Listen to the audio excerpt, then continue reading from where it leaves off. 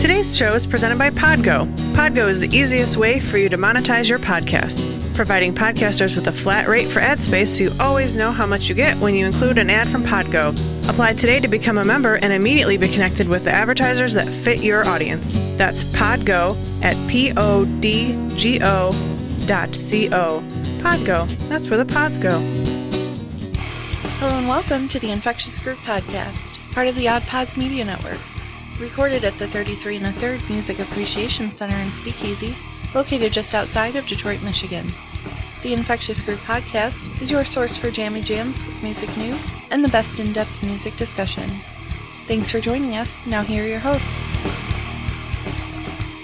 Well, the times, they are a-changing, that's for sure. Hello, everyone. I am Russ. Along with me is Kyle and Michelle and Gerald. Yes.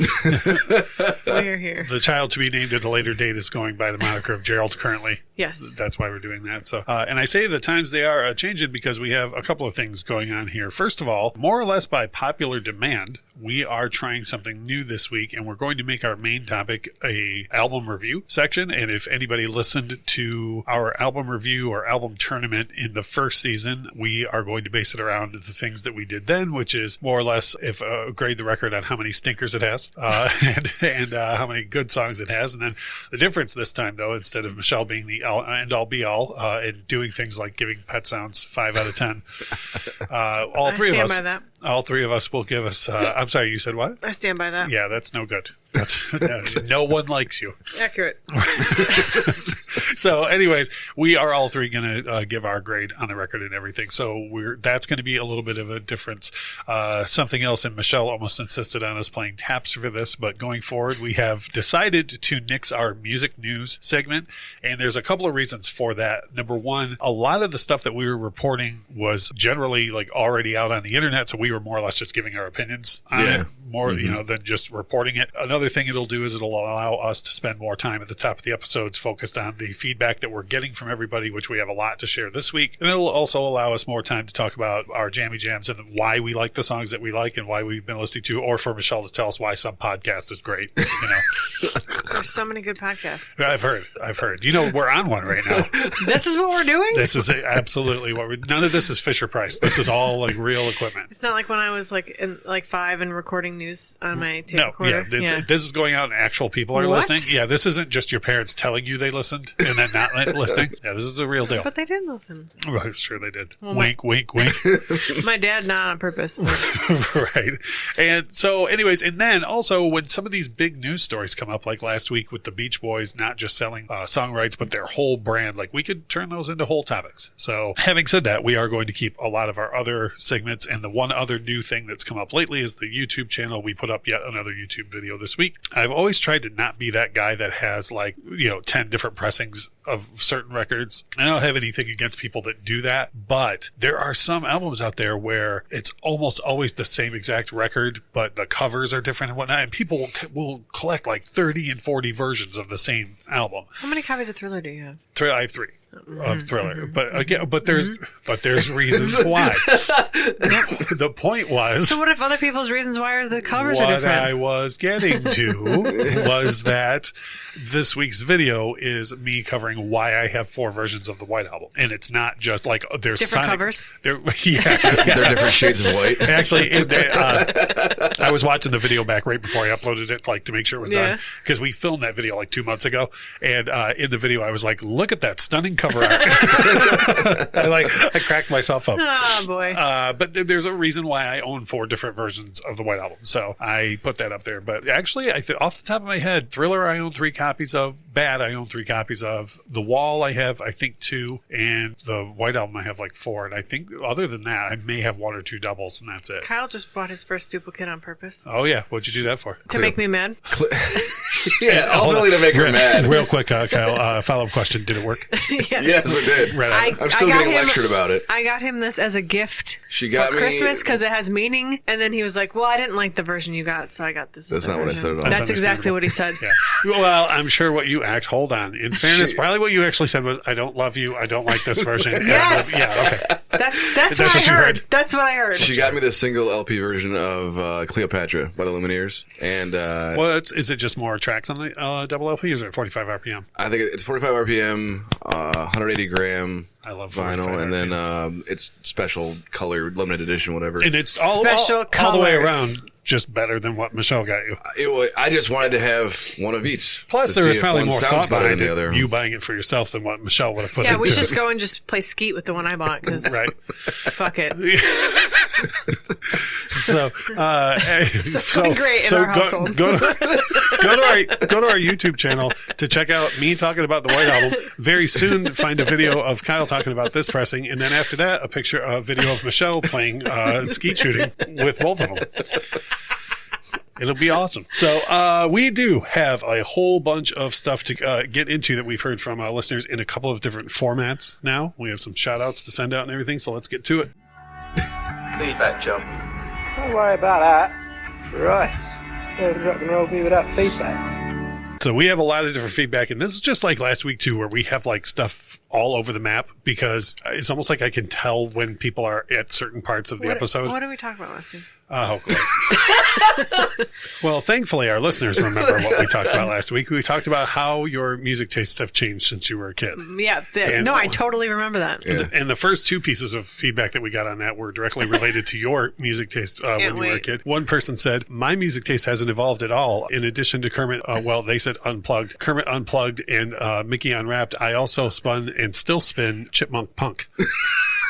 Which I didn't know. Tell me that's a thing. I looked it up. Oh, it's a thing. Oh, boy. Oh, shit. Oh, yeah, it's a thing. The second piece was a correction for Michelle. It is not Kermit Unplugged. It's Kermit Unpigged. Unpigged, yeah. Unpigged. Oh, that part of the chat you read. Right. So that came in. We had a couple in a row that were just kind of like general reviews of us, which I was totally fine with. I'm sorry, do what now? Because they're positive. This is not what I signed up for. Right. This is the best music podcast I listen to. No freaking joke. They've made it into my top listened to shows. And Michelle is a freaking blast. I am a blast. I'm sorry, one more time. I am a blast. I'm a blast. As more or less the producer and editor of the show, I think my favorite thing that you do is when you whisper and pull away from the mic. Hands down, do my that favorite. more then. Oh, please. Got it. Yes, absolutely. So first I was laughing too loud into the mic, and now I'm not loud enough. I fixed that like a year ago. I don't listen. Right, I'm aware. Okay, so again, one of the best is titled this piece of feedback that we got, going on about how great this whole operation is going. I love music, and so do these people. The show hits you every week with a great talking point, some of the best banter between hosts, and a well-produced sound. It became a must-listen to in my rotations, and I know if you give it a go, it will be your favorite music show as well. Keep up the good work, Infectious Groove Podcast. That's us. That is us. We did it. That is us. Our friend Will from the UK and the Limehouse Podcast said, great show last week about selling out and music. I'm doing my new workout to you guys, which is effing hard. Laughing out loud isn't good for a workout. Sorry, Michelle, I'm laughing both at you and with you. I was going to say hi, Will, but now I'm saying bye, Will. You're going to lay him low with that one. That's got to be the worst thing that's ever happened between Americans and English people. Yes. That's probably the worst shot that's ever been fired between Americans and British. When he hears that, he's going to fall right off the treadmill. Yeah, great. Now we're going to get sued on 2 different continents. Let me see if, Michelle, can you tell us who this feedback was from? Let me say that when us old people go to see an old group, we don't want to hear new music. We're there to hear old stuff. And when Smooth by Santana came out, I told Michelle that the band was around when I was in high school, and she argued with me that they were not the same band. I said, yes, it is, and she was horrified. Now, Michelle, can you guess who that feedback came from? Lies. I believe that came from your mom. Yes. And not the joke your mom, like your mom said that. Like your mom actually said that. My mother actually listened. I have no doubt in my mind that there was a conversation where you were like, no, that's not Santana. Like, that's not the same Santana. I don't remember it happening, but she's very adamant that it did. So. Well, for the record, I'm certain that it happened. I'm absolutely certain that occurred. So let's see. Let's go on to more feedback from people who are not Michelle's mom. Again, talking about how your taste changed and whatnot, and listening to what you like. I think this is more aimed at, it doesn't say specifically me and you, Kyle, but I think this is more aimed at us. It says, I love what you guys said about guilty pleasures. I listened to another Music Pods episode, and they bashed all these artists on their own list, many of which are artists that I like. I don't listen to them anymore because they don't keep things positive, and they seem to be about bashing everybody, and you guys don't believe in guilty pleasures. Also, I still think the new Foo Fighters record is trash. Now, I will say there's an LOL at the end. Wait till we get to my Jammer Jams, and I'm still talking about that Foo Fighters record. Man. Let's see here. Oh, this is totally off the reservation, but on our Instagram feed, I post a whole lot of the vinyl records that I have down here, and I posted the other day the third Eminem album, and just for a talking point, I was like, hey, which is your favorite Eminem record? Because I go back and forth between the second and third one, and I won't say his name, but a person who I don't even believe listens to our show replied and said, the one I've never heard, thinking that he was snarky. I guess it's his favorite Eminem. I promise this is coming to a point. So me being me, I replied, and I was like, not an Eminem fan or not a rap fan. You know what I mean? Like, let's have a conversation about this instead of you thinking you got a zinger off. And his reply, I'm not saying this to be mean to someone. I truly don't understand this. The reply says, the closest thing I ever came to liking rap was Talking Blues in the 30s. I get that. I wish that someone in rap would have come up with a new melody. They've been using the same melody for 40 years. What? I don't know. Yeah, I don't know what to say. I truly Which brought that one up is with it? you guys to be like, Which I don't. one is it? Well, there's no. Every rap song I've ever heard has a different melody. I mean, they take from everyone else a lot. I truly don't like. I truly brought that up, and for you or maybe our I was giving you listeners. the stink eye because you never use the drops, because when that terrible Oh, it doesn't work. zinger, you could have been like, but you do. You don't do I it. got a new phone, and all the sounds Oh, are gone. God, here we go. Great. I shouldn't even brought it up. Never mind. Yes, please. Anyways, I don't know what that guy's talking about. yeah, okay. So I truly wanted to bring that up because, like, I didn't want to be like, oh, this person, what an idiot. Like, I truly don't I'm a understand huge what they're fan talking of about. old rap, new rap. Yeah, I've been there the whole 40 Yes, years. so I don't know. Didn't hear anything not that really sounded the sure. same to me. Here is another one touching on the guilty pleasures. There is this episode made me really reflective. No such thing as guilty pleasures. I love everything I used to love as far as music goes.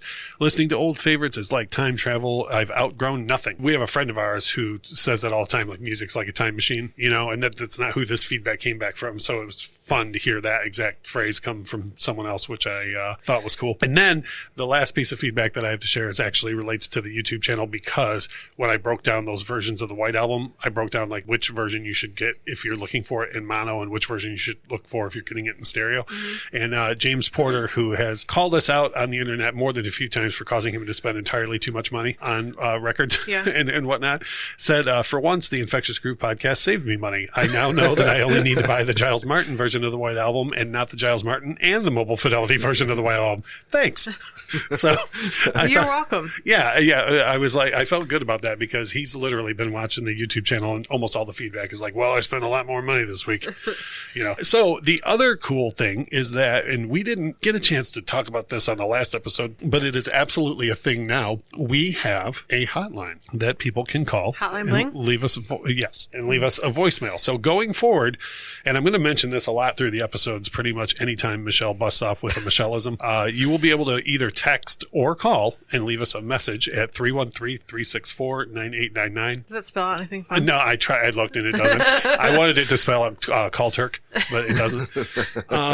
But so you can either text us or leave us a voicemail at 313-364-9899, which is pretty cool, I think. And we actually, because I did put it up on Twitter this week, we had a couple of people leave us voicemails, and I've pre-screened these. One of these I'm going to have to explain to even you guys afterwards.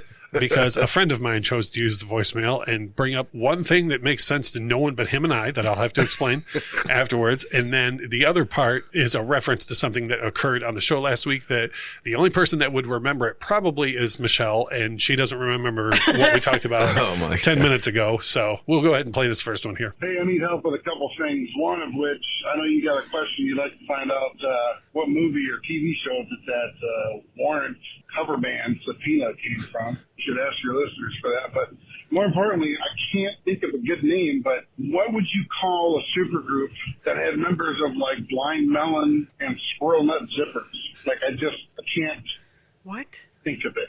What do you guys think?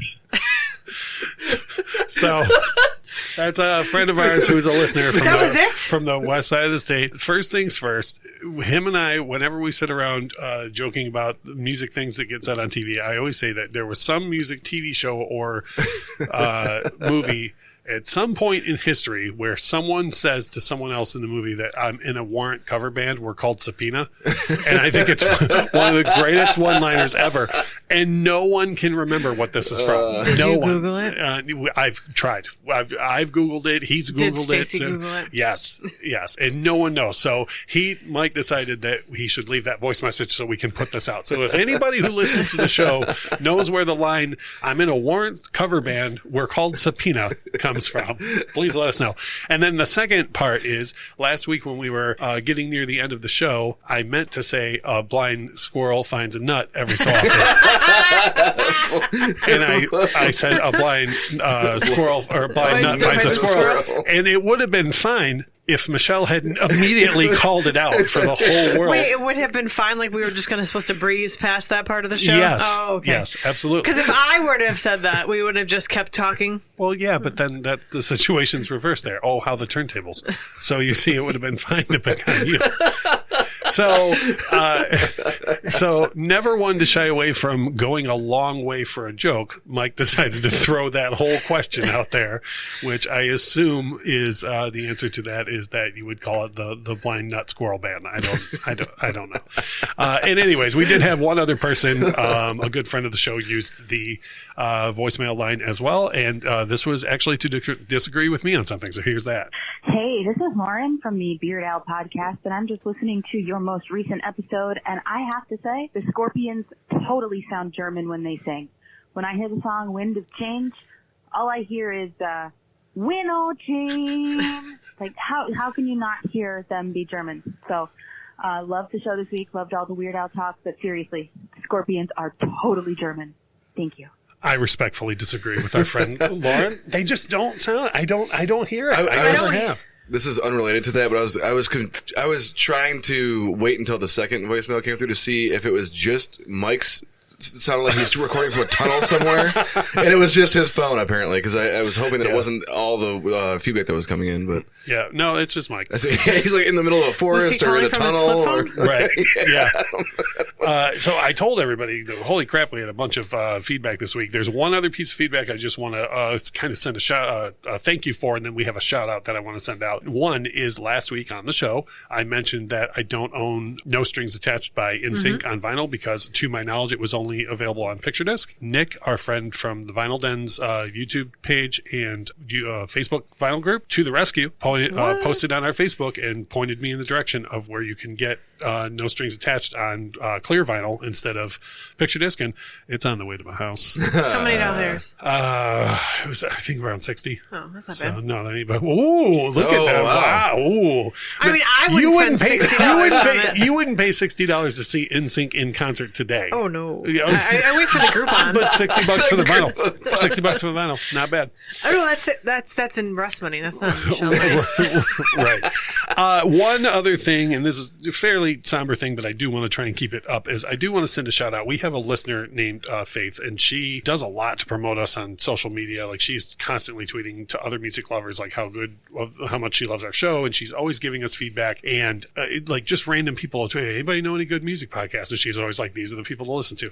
She put out a tweet yesterday about that she has been diagnosed with cancer, and she was very you could tell the anxiousness in the tweet was like she's starting chemo and she's really worried about losing her hair and just all sorts of stressed out. And I just wanted to say I speak for the three of us when I say that first of all, she's going to get through this, and she's going to be beautiful with and without hair. So yes. I just thought it would be nice if we sent that out to her, because sometimes on social media, you just feel like you're shouting into the echo, and she does so much for us. And I just wanted her to know that we saw that. And also, fuck cancer. Yeah, you ain't kidding. Holy cow. All around. Yep. So, Faith, you are going to be beautiful all through this, and you are absolutely going to be just fine. And if nothing else, Michelle will give you laughs to make through the whole situation. I do what I can, man. Yeah. Michelle's for the people. Can we get a sticker that says that? Yep. Kyle. You have your marching orders. Our jammies. Moving right along, there's no nice way to say this. The Foo Fighters album is not trash, and it continues. It continues to be my jammy jams. As a matter of fact, I just had 3 or 4 people over last night to spin records. Played it again. Didn't tell them what it was on purpose. And 3 or 4 songs in, people were like, "Holy shit, who is this?" And I was like, "This is the Foo Fighters." Had 2 different people go over and pick up the record cover and be like, "No, it's not." Like, it's just a great record, man. Now, I'm not saying this is the greatest record ever made, but damn it, it's a fantastic record, and it sounds totally different. If nothing else, it's so creatively different than what the Foo Fighters have done. So I had meant to listen to it last week. Oh, okay. So wait. Now you're spoiling it. This isn't your jammy jams. Oh boy, it's not. Now with you, like if nothing else, I think you'll at least be like, wow, that does sound totally different than the Foo Fighters. Like I don't think you're going to come away from it and go like, oh, this is the greatest record ever recorded. But well, yeah, I think you'll. Do I say that about anything? No. Not even this week's main topic. Holy cow. Speaking of which, I got to come up with a good drop for us. I don't have one yet for our album reviews. Oh, I'm sure I'll say something dumb. I meant the drop that I play when we do our album. I'm sure it'll be something dumb that I say. Oh boy. I definitely should include you saying something like, "It's not my favorite," because that's generally what you say. So the other thing is, and if we were still doing the music news, this absolutely would have been the number 1 music news story of the week. And I'm glad you're both sitting for this, and hopefully our listeners can pull over if they haven't. I finally listened to Taylor Swift Folklore. About damn time. Yeah. Oh, it came out, what, 6 Which months I ago? have to assume, as I'm saying, like, while this is coming out of my mouth before this episode is even released on Monday, Taylor Swift, wherever she is, just breathes a sigh of relief. Yeah, now she's working on her next album. Yeah, she's probably okay, now we can go on. Yeah. I will tell you a couple of things about this record. I get why it gets all the praise that it does, but I think that people are starved for really good music is why it gets so much praise. I think a lot of people are just so used to listening to, like, Katy Perry and, like, process pop that, like, when something as real as that record comes along, everybody's like, "Oh wow, like this is amazing." And yeah, I'm like, I agree with that. Yeah. You know what I mean? Like, and I'm not dogging the record at all. Yeah. Like, it's great. And the other thing that I noticed is because I've been a Taylor Swift fan since the first record came out, and I noticed that almost everybody that I've talked to that loves this record is like, "Oh, I never liked her before, but now I like her." And I was trying to figure out why that was, because Taylor Swift can write a lyric. Mm-hmm. Like she's got some deep stuff even on her first record, even through the pop era that she went through. Like she's got like some deep stuff. And I was like, last night I spent a good amount of time thinking about it and trying to figure it out. The conclusion I came to is I think this record is way more sincere than anything she's done before. And to me, like you can write a really deep lyric, but if your delivery isn't very sincere, then it doesn't connect with people. And the way she sings on this record, and her voice has she's like growing into having more character in her singing voice. So I think that might be why this is connecting with more people. I'm one of those people that don't like her right. older stuff. Now, okay, did anything I say is that? Yeah, so okay. I don't like her doing the poppy country. It's just not my thing. So exactly that. Yes. So like You Belong With Me has some really deep lyrics in it, but it's the delivery that turns you off. Okay. So, but then when she did she did Folklore, it's much more what I would be wanting to hear from her. It just comes off as like she means it. More serious. More. Yeah. Is Folklore the one with Bon Iver in it? Yes, Bon Iver is on that record. I know because the third track started and I was like, Taylor Swift's voice changed. Well, it's weird that the entire band would be on that one song and not just one guy. Right, I know, isn't that odd? No one was over last night and I out loud in my basement said, "Oh, that must be Bon Iver." I said that out loud. I do like that song a lot. He sounds different on that record. Yeah. Oh boy, they sound different on that record than they do on their own records. Oh boy, it's Kyle's strange. What is that guy's name again? Kyle's itching for another correction. He's still not over the last one. I know. The only correction he's ever gotten, he's still mad about it. How many times a week do you hear about it? Boners? No. I never mentioned that. Bon Iver. Which one? Oh boy. So what? All right. So there was my Jamie Jams. I don't know what happened at the end. I don't know. I'm not sure what's going on right now. I'm going to very slowly hand this off to you. That escalated quickly. What are your Jammy Jams, Kyle? I feel like I'm beating a dead horse at this point, but I've been listening to... Yep.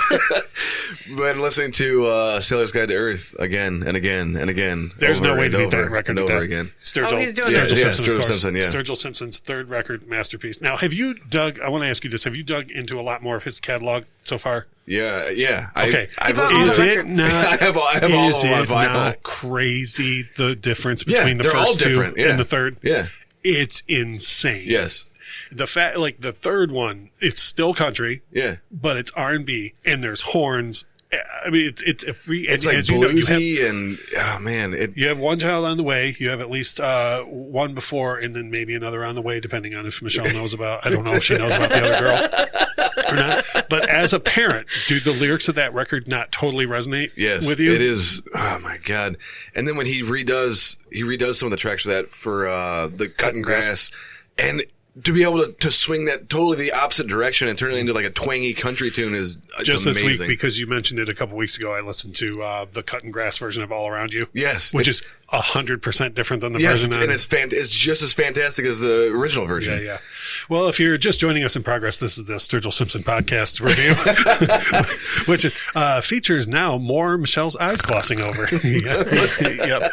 But that record it's literally the gift that keeps on giving. Yeah, and I would say I don't hate it. It's Do just you not my jam. does your favorite song change the more you listen to the record? Are you like, yeah, I'll every time I listen to it, I find a new one where I'm like, oh man, I think I like this one the best, and then it will change the next time I listen to it again. my favorite song on that record now I've settled on is Keep Between the Lines. Yeah. And my favorite part in that song is at the very beginning where you hear the Dap Kings working out the horns before they hit it. Yeah. So when it starts, you hear them in a group in the studio going da da da da da da da da da da da, and then the song kicks in with them hitting the horns. Holy crap! Yeah, it's. And then he recorded the follow-up record 20 minutes from where we're sitting right now in a motel room. Yeah. And it's like a fuzz rock record. You know, I don't know what that means. It's like Black Sabbath Paranoid. Why would you think I would know that? Because you're on a music podcast right now. Hello? Oh, Jesus, jumped up Christ. Wow. So that I was 313-364-9899. 313-364-9899 if you want to leave Michelle a text or a voicemail about what fuzz rock is. Go on, Kyle. Or what Black Sabbath Paranoid is. Yeah, or what one of the biggest Black Sabbath songs of all time is. Sing it. So Wait, that's a song and not an Finish album? with my woman because she couldn't help me with my mind. You know. Okay. Yeah. Okay. You know what the problem is? I just realized what the problem is. It's because it's not. They don't say paranoid. Yes, it's not.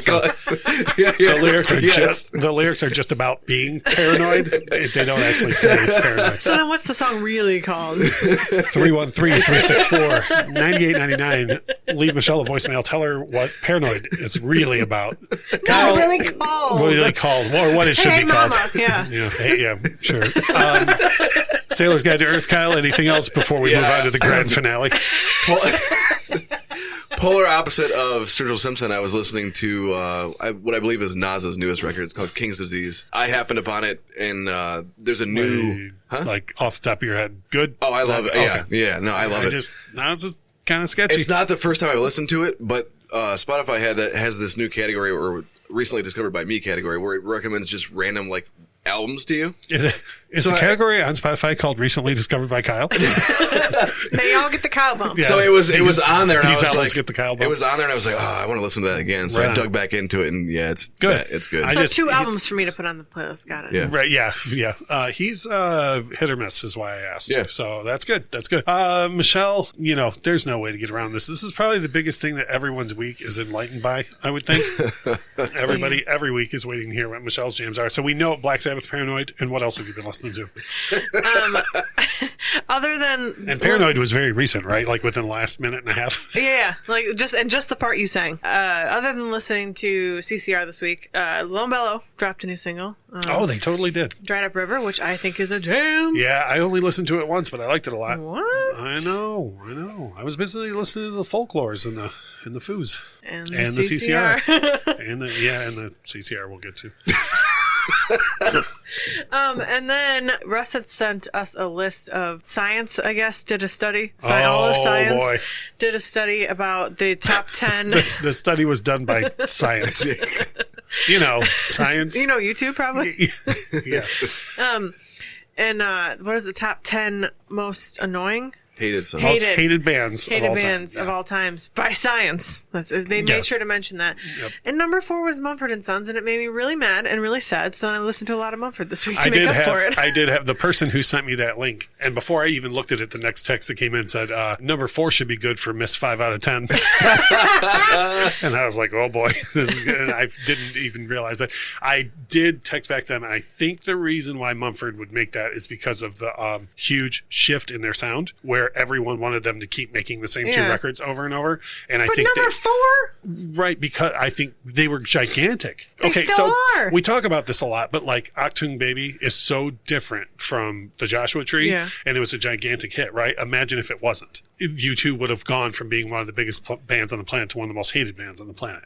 And again, I'm not Science, so I don't know this for sure, but I think that would be what it was that all of a sudden everybody but me and you decided that they were terrible. Or when they sold out Little Caesars Arena, all those people didn't seem to think that they were terrible. So those people came to hear I Will Wait in Little Eye. Shut the fuck up, man. Wait, hold on real quick.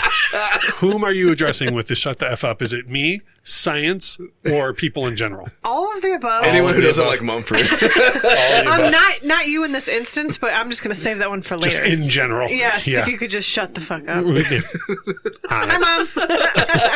Hi, Mom. We are going to take a quick break.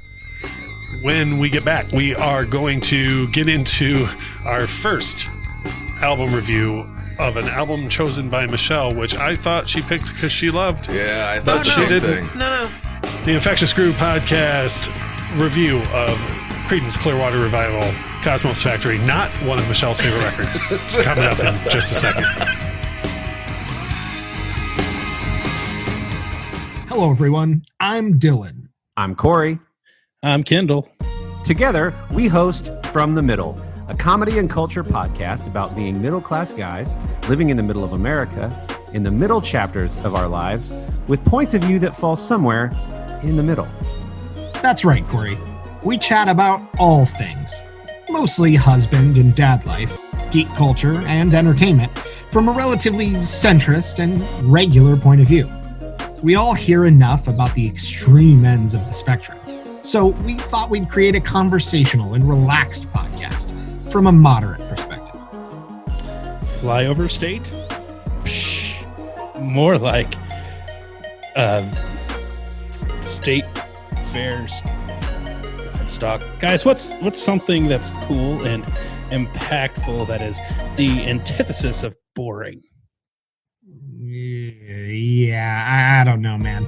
Listen to our podcast. We'd love for you to join the conversation. You'll forget you're not actually hanging out with us. That's From the Middle. Available wherever you find podcasts and at From the Mid Pod everywhere. It's the Dad in a Rock podcast. This is Sean. And this is Chris. Join us every week as we give you the dad's point of view on pop culture. And stumbling our way through fatherhood. Dad jokes. Star Wars. Streaming. Tech news. Movie news. Listen to lifelong pals tell stories from past and present. Cruise with us into the cheesy every week on Spotify, Apple Podcasts, iHeartRadio, and other podcast platforms. And as always, find past episodes and links to our social media pages on dadinarock.com. Hi, I'm Shannon. I'm Jamie.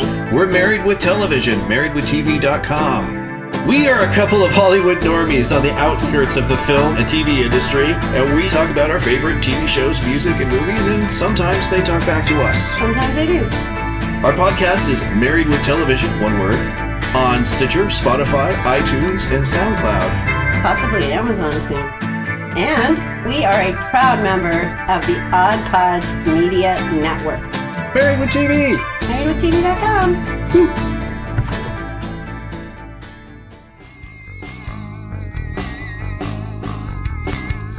We are back. You're listening to the second half of the Infectious Groove podcast on the Odd Pods Media Network, and we are doing something special here. And we've actually, when we first started the podcast, I had more than a few people be like, you guys should do album review episodes. And I wasn't opposed to the idea at all, but I didn't want to like quickly slip into that. Like I wanted to establish us as like talking about other things, and it seems to have worked out so far. Like people genuinely like us and our opinions on things, and even though people don't agree with us about everything, like I wanted people to get to know us first instead of just being some people that are like, well, here's what I think about this album that's legendary, and you know what I mean? Yeah.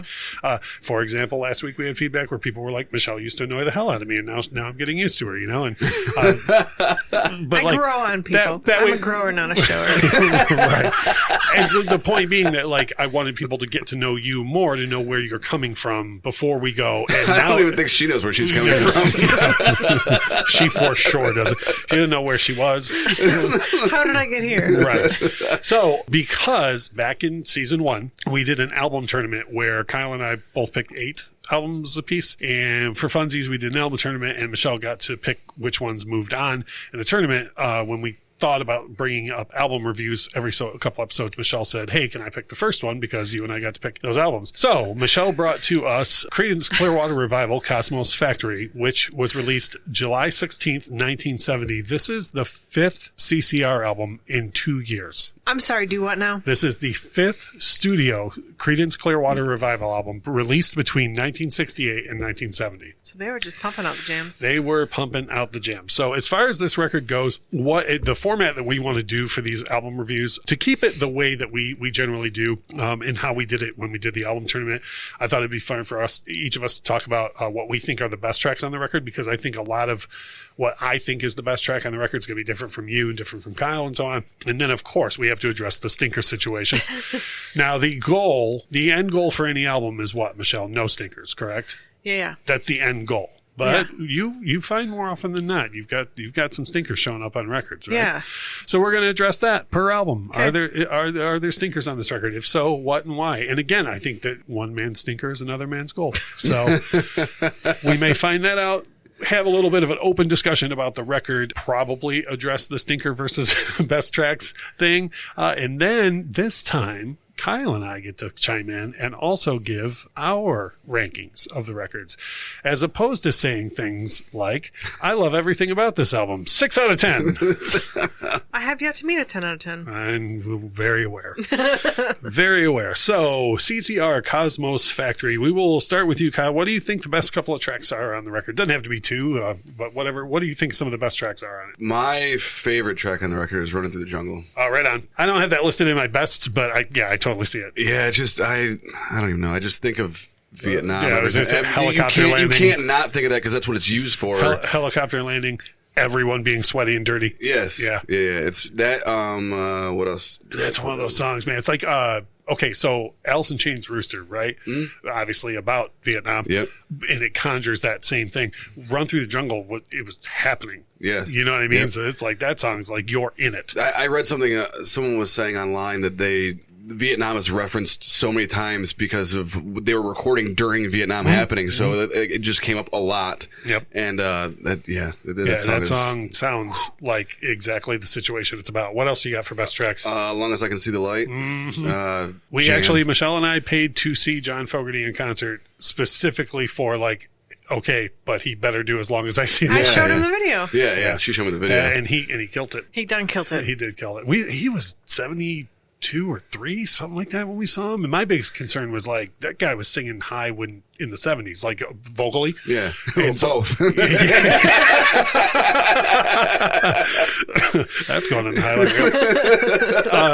highlight. And so I thought, well, 50 years later, man, in this cat, I mean, you see the video, he sounded amazing. He sounded amazing. But As Long As I Can See the Light is one of those songs that I think even if somebody was like, nah, man, CCR has never been my thing, I think you could play that song for them and they'd be like, well, I mean, that song kicks ass. Yeah.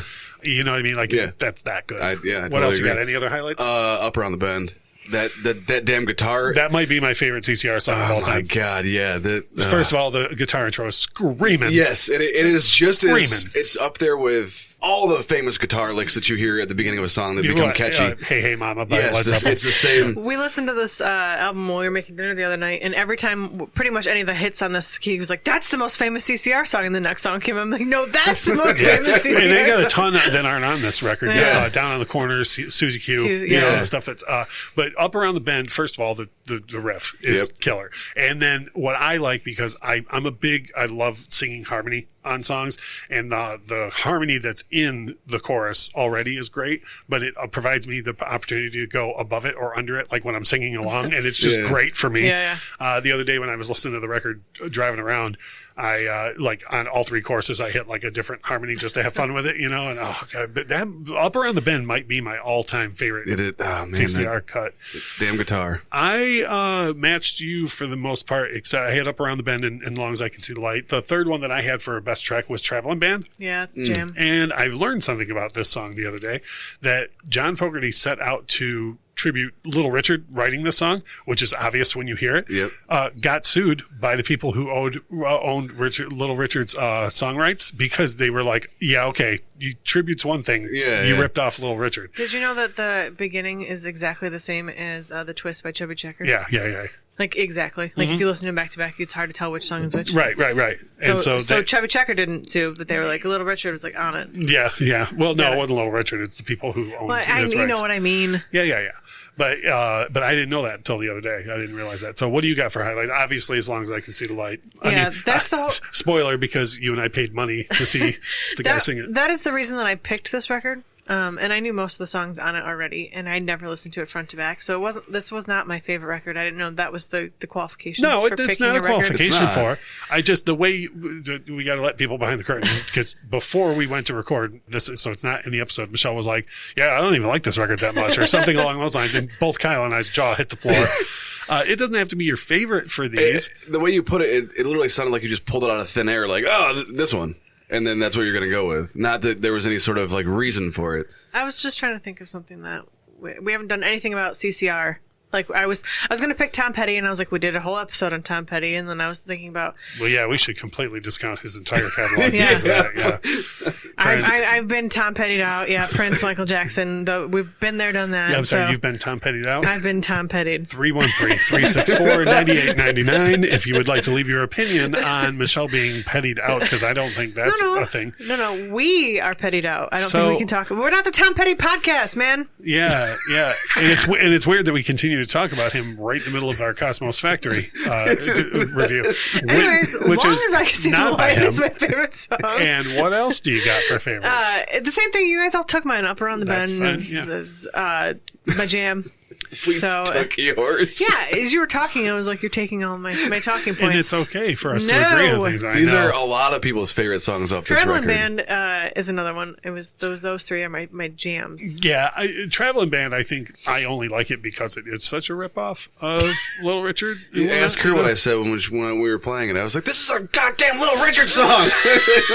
He was getting real mad at John Fogerty. Wow. He was like, he just steals everyone else's music. And we'll get to it. There are covers on the record, but that's not one of them. Yep. It just very much sounds like it was. Do you think that he actually meant it to sound like that? Or do you think that he absolutely set out for it? He said that afterwards. He was like, "Oh yeah, totally was an homage." Yeah, totally. Yep, guys. Yeah, that totally wasn't a ripoff at all. Let's address the elephant poo in the room. The stinkers. Fucking Ramble Tamble. Ramble Tamble stinker for sure. Now hold on. I believe from our pre-show discussion, I believe there's a flag on display. I disagree. Okay, here's my problem with Ramble Tamble. You're wrong. Ramble Tamble is the album opener. Yeah. Let me put it this way. If I went out July 16th, 1970 and bought the new Creedance record, if I dropped the needle on Ramble Tamble about halfway through, I would be like, all right, moving on. Because that song is 7,000 years long. My literal note says, good name, because boy, does it ramble. Oh, zinger. I don't think you're going to recover from that. I put the same thing down. I said, this song sounds exactly like the name does. It fits it perfectly. Yeah. Wait a minute. So if you just name a song right, you can make it then buy my solo record. Crap. Best thing since sliced bread. But do you agree with that though?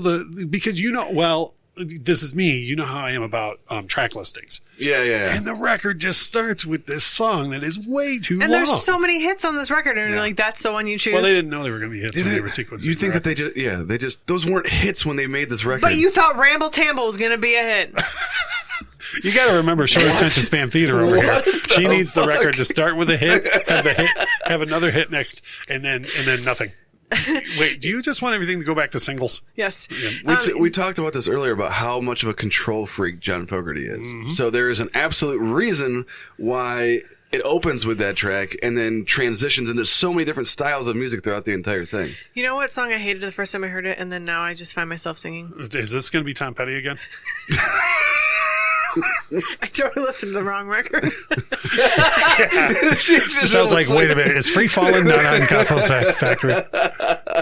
Ooby Dooby. Ooby Dooby, yeah. That's one of the covers. Yeah. It is? Mm-hmm. Oh, boy. Yeah. I had to look up the songwriters. It was written by Dick Penner and Wade Moore, but it was made famous by Roy Orbison. Yeah. See, Kyle knows.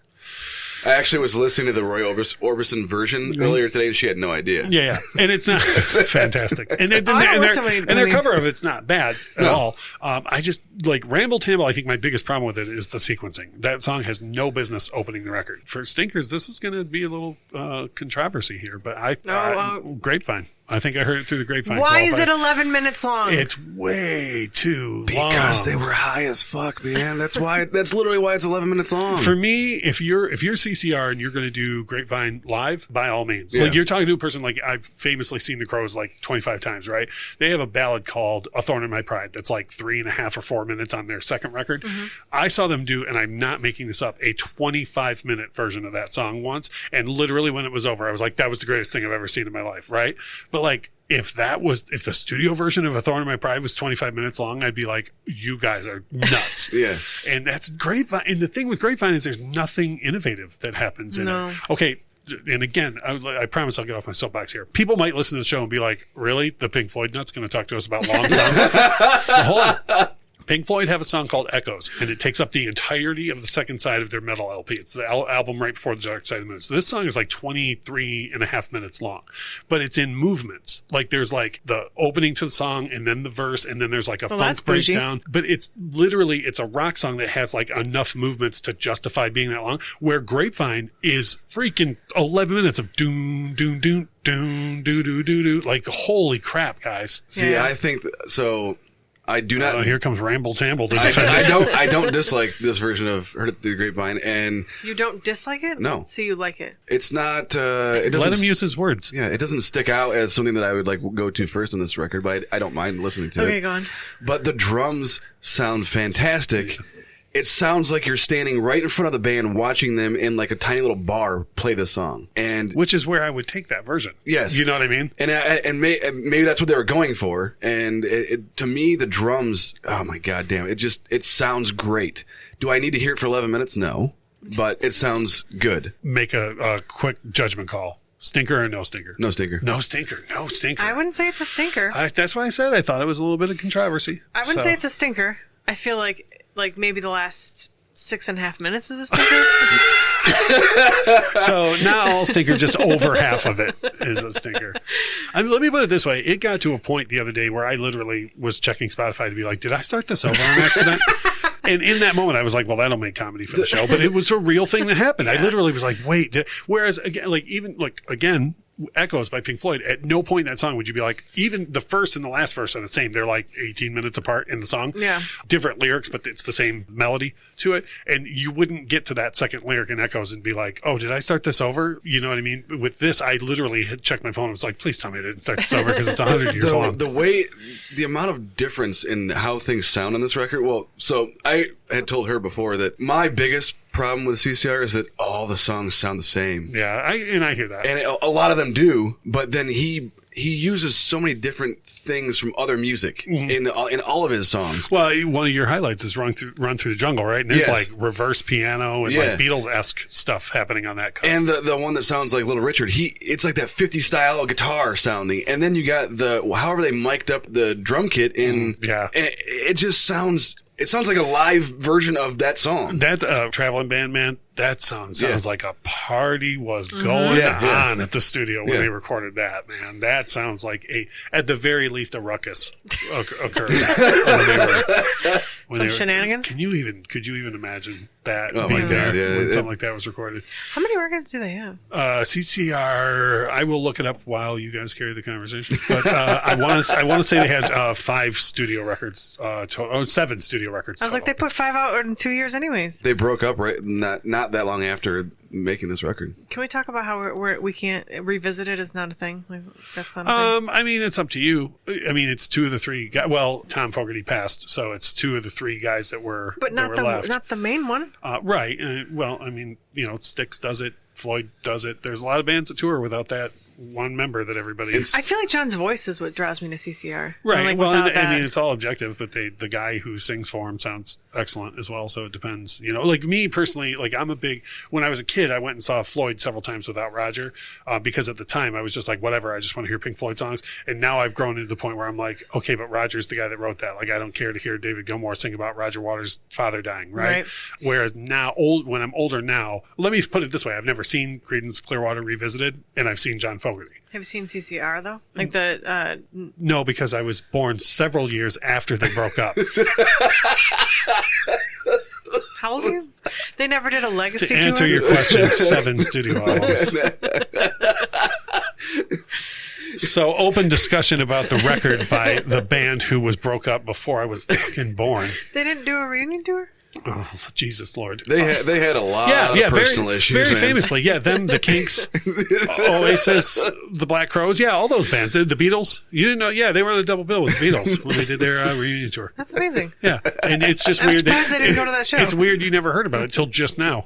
That's really crazy. So you went to those shows. Lord almighty.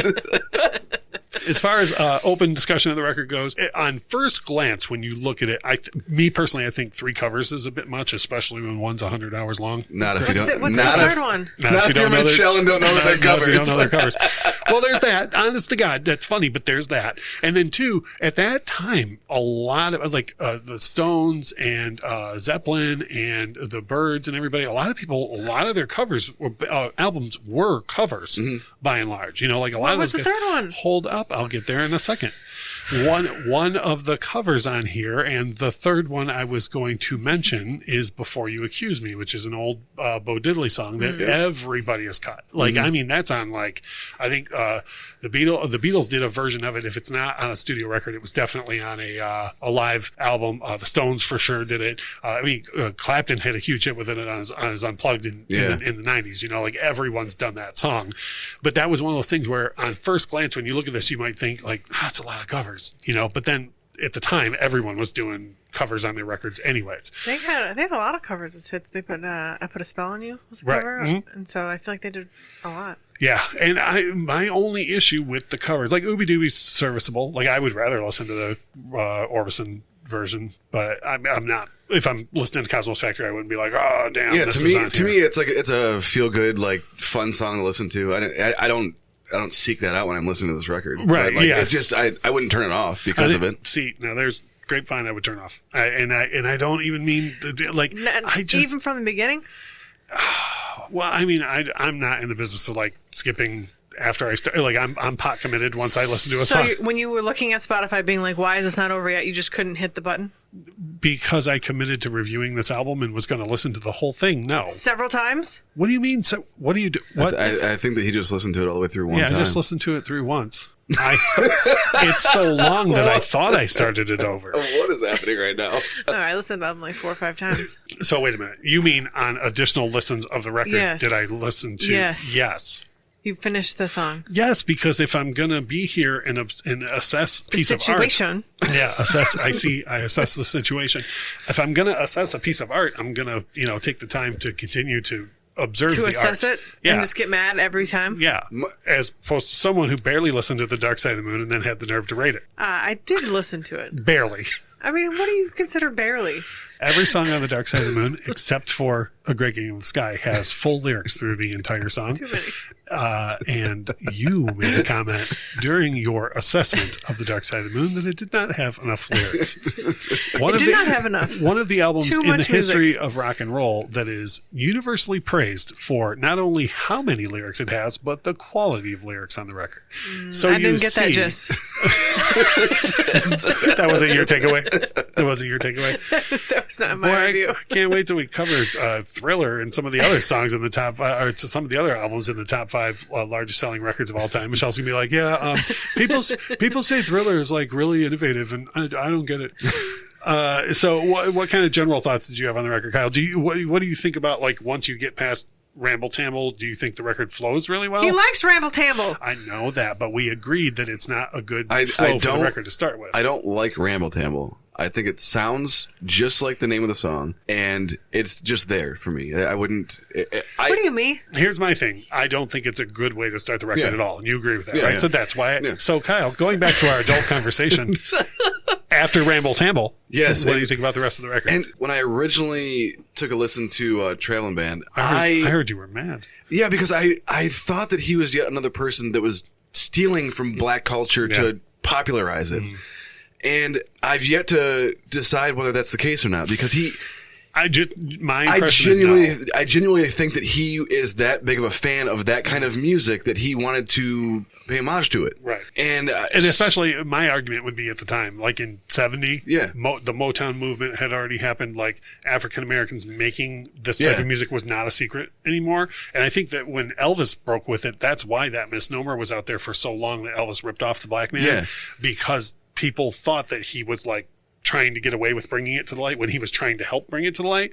And I think if somebody was going to try and rip off black culture, they sure needed to do it before 65, like before Motown happened. Right. And so I originally went into it thinking that he might have been one of those guys that was trying to do that. But then, but then after I listened to it, I did a lot of some reading about him, the band, and like he just genuinely seems like he liked that kind of music and wanted to incorporate it into his music.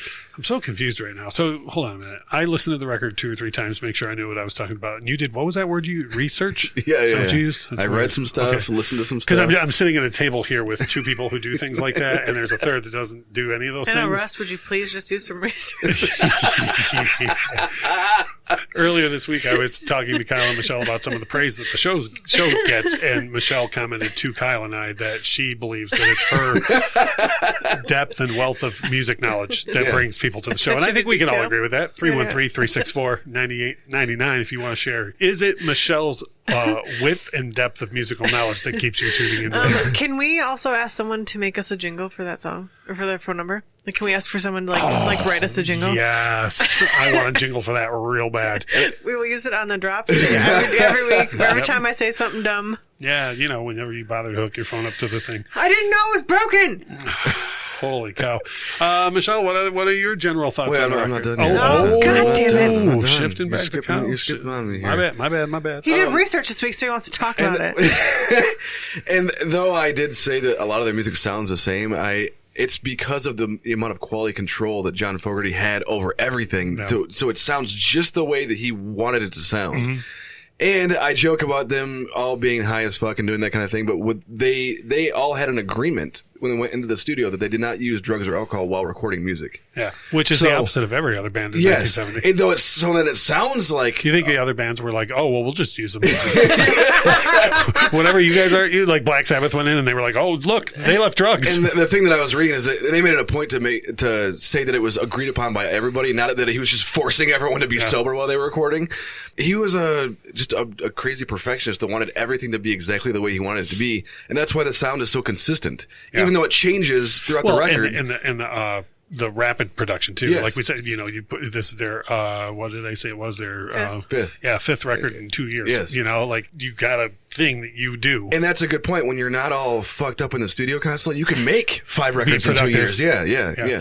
When you were saying everybody agreed to it, the only thing I could think of was very famously Aerosmith sobered up before the Pump tour, and they made every opening act that ever signed, they had to sign an agreement saying they would be sober as well. Mm-hmm. And Aerosmith very famously for years has always been like, and every band agreed to it. And almost every band that got that chance then and is now big, it's like, no, we didn't. No, we didn't. we didn't agree to that. We didn't agree to it. We didn't practice it. They were literally like people like Steven Tyler, Joe Perry would walk by and they'd be like, put the Jack Daniels behind their back, it'd be like, they had water bottles full of vodka. Yeah. So, probably. Yeah. Whether that's true or not, I have no idea because, like Gene Simmons claims that he's never used drugs and alcohol throughout his career. Used drugs or alcohol. Yeah, so there's always the people that say that. He never used drugs or the alcohol? No. And so there's always people that say that, whether it's true or not, I don't know. I don't know. It's pretty, you gotta be pretty lucid to pop out that much material that fast. You are, and for it to be so consistent, and they were just good at what they did. Because how do you make Grapevine that long if you're not high, though? Yeah, that's why I made that joke, because... So they actually think it's good that long? What? They actually made it that long on purpose because they think it's good? Apparently. According to what Kyle read. Could be something that just turned into a jam session, and that's what they just left on the record. Who knows? Who's to say? Yeah. Michelle, John Fogerty, give us a call. Well, yeah. John Fogerty, 313-364-9899. If you'd like to address any comments that have been made about you on this program so far. Michelle, what do you think about the album in general? We know it's not your favorite. It's not my favorite, but it is probably, other than like the Chronicles, it's the only album by CCR that I've listened to front to back. From here out, we'll just refer to it as Chronicle as opposed Chronicles? to The Chronicles. The Chronicles? Yeah. There's The Chronic, Chronic, which is a totally different album. Right. And then there's Rush Chronicles, which is a greatest hits from Rush. And then there's the Book of Chronicles in the Bible. And then the there's Bible. And then there's just Chronicle. Can you put this on a dry erase board for me? I'm going to get a dry erase board for the show going forward. Test me.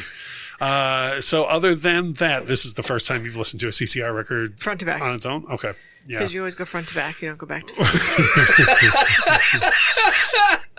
I learned that watching Clerks too. Oh, boy. I learned that by being a woman. Yeah. So I will say I didn't even give you my review, man. I'm stopping off on your point for a second.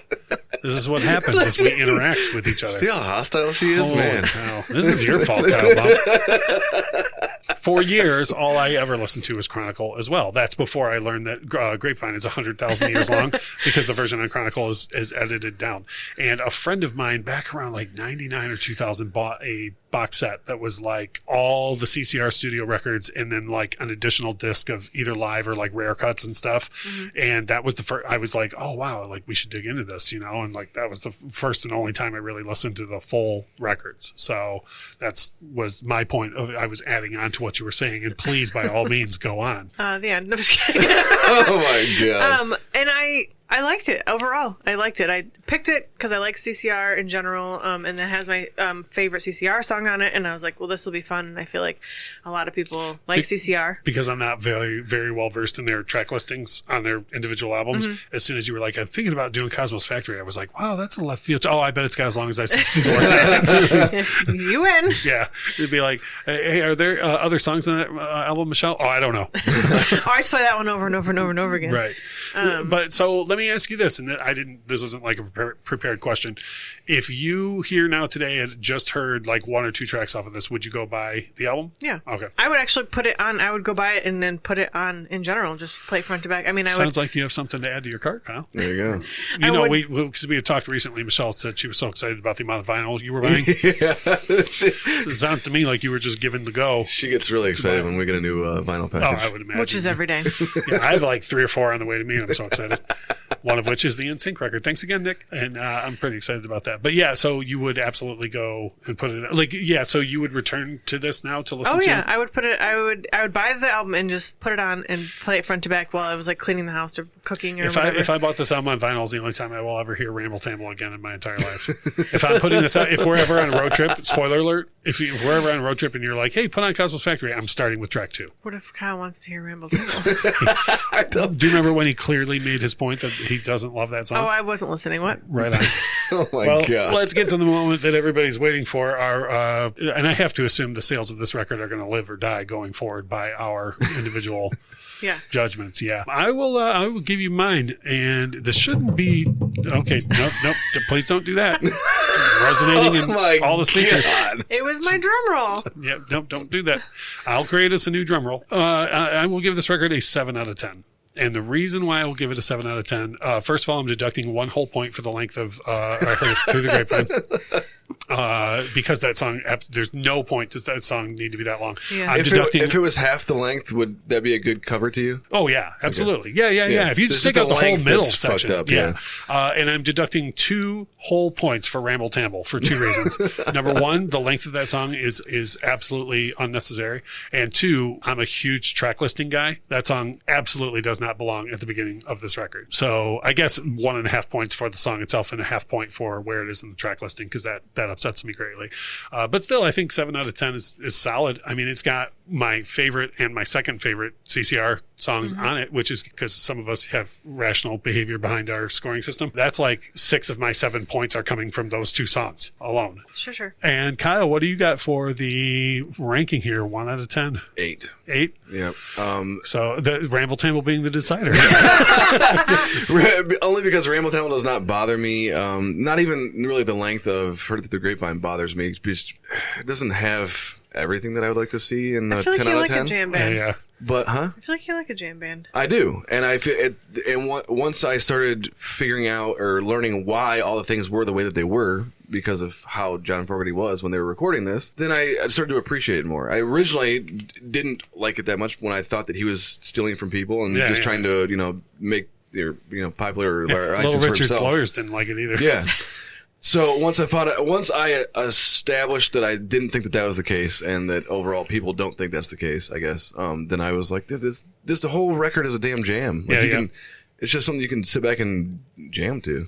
To me, you get instant 7 out of 10 status for things like being able to name off so many Stone Cold classics. Like if you can if you can say Run Through the Jungle, Up Around the Bend, and As Long as I Can See the Light and Traveling Band are from this one record, like you're already in 7 out of 10 territory for me. You know what I mean? No, I totally agree. There's so many hits on this record that like it's just and songs that because a lot of times when something's a hit, you're like, and even you'll listen to the rest of the record and go, God, how is that the hit when the rest of the record is so much better? Like these are the best songs on this record are the ones that it's known for. And I also like the fact that unless you know going into it that some of these songs are covers, they don't announce. Who would do that? Yeah, they don't announce that, and it just kind of mixes in with the other kind of stuff that they've done, and it's not a big deal. And the way that they do the covers is the covers are not out of place. Yes, yeah, right. Yeah, where this is a crazy example, but like Twisted Sister coming off of Stay Hungry, they're like a metal band, like 3 metal records in a row, and then the record after Stay Hungry, the lead single was a cover of Leader of the Pack. yeah. I'm sorry, what now? Right, as in like Leader of the Pack, and literally, and it's not to say like you can't just go like, oh, Twisted, you can't do that, right? Because like freedom of expression and artistry, and it sounds exactly like the original. They didn't metal it up much or anything. So, and I gave it an 8 because it's not the greatest thing in music to ever exist, but it is a fantastic record. Well, until Michelle releases her solo record, the whole world is stuck at the most 9 out of 10 until then. Is that would that be a 10 out of 10 your own solo record? Duh, what the fuck would I give my own record? I would assume so. So where are you falling on this, Michelle? I'm with you. I'm a 7 out of 10. 7 out of 10, and you got stinkers on here, right? I do have stinkers. What do you got for stinkers? Ramble Tamble, man. Yeah. I Heard It Through the Grapevine does not really qualify for a stinker for me. I just really wish it was shorter. I just skip it. Grapevine, I will say stinker-esque. There you go. Yeah, that's another T-shirt in the making. That song is stinker-esque. But the rest of the album, like there was not one song where I was like, skip, other than Ramble Tamble. I just... Yeah, so 7 out of 10. Yeah. Look at us agreeing. 7 out of 10 with one stinker. Who knew we were going to agree out of the gate on anything? On an album that I don't really and like. I don't personally think that there's any. To me, there's no stinkers on it. Oh, I can listen to the entire thing all the way through, and I am good with that. Well, you enjoy all 7 hours of Ramble Tamble. I would not consider anything like unlistenable or something that I would skip over. Or you just tell Russ and I to take our headphones off when you get over listening to Ramble Tamble. And I agree that Heard It Through the Grapevine does not need to be 11 minutes long, but I get sucked into the goddamn drums. Yeah, and it just Doug Clifford, his drum work in CCR is I don't want to say this as an insult, but it's pretty pedestrian. He's on the beat. He's 4/4 drummer, but in Grapevine, he's like grooving. Yes, it's in the sonic quality of the drums. Yeah, it literally sounds like you're watching them 10 foot in front of you playing up some bar that you're at. Yeah, which would justify an 11-minute version of the song. Totally. Damn it. Yeah. Anyway, so hey, there it was. That was our first foray into full album reviews. Hopefully everyone liked it. It's one of those. I hope people aren't like, boy, careful what you wish for. That wasn't very good. Next week we are going to go back to a regular main topic because the episode after this will be released on International Women's Day. So we are going to celebrate women who rock. So not Michelle, but everyone else. And come prepared with the list of the ladies, and let's talk them up. I mentioned this, I think, a couple of times throughout the show, but if you want to share your feedback with us on any number of things Michelle said, you can do so now. And I want to say, like, it'd be cool if you leave us a voicemail and we can use it in the show, and you're cool with that, by all means, that'd be great. But if you want to, if you listen to this and you're not on social media or whatever, you don't have to leave us a voicemail. You can text that number and it'll show up and I can just read your text, and that's cool too. So that is 313-364-9899. And I think in a couple of weeks, we'll come back to the album review idea, and we'll probably put Kyle up on that and have him pick something for us. As we always say about this time, without music, life would be a mistake. Bye. The Infectious Groove podcast is hosted by Russ Robinson, Kyle Wimple, and Michelle Koselecki. Produced and edited by Russ Robinson. Intro and outro music composed by Chris Kimmel. Opening credits read by Stacey Robinson. Recorded with a Rode Podcaster Pro and Rode Pod mics.